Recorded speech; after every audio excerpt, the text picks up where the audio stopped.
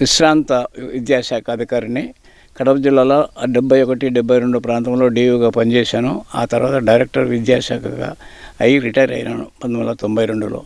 యువజన విద్యాశాఖలో కూడా పనిచేసి ఆ యువజన విద్యాశాఖలో చాలామంది మన జిల్లా వారసులకు ఉద్యోగాలు ఇప్పించాను.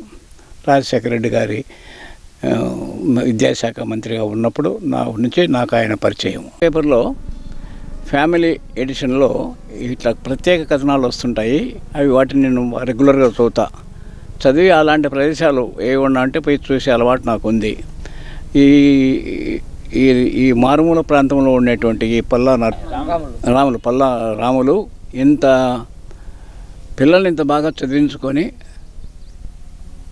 వచ్చి చేయడం అని మహా గొప్ప.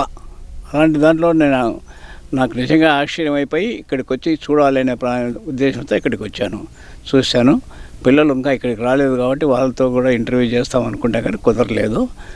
మరొకసారి విజిట్ చేస్తాను.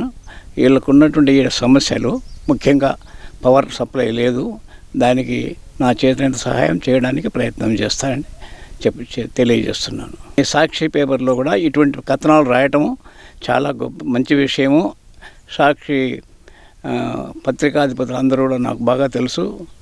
అమర్ గారు ముఖ్యంగా నాకు స్నేహితుడు కొంతవరకు.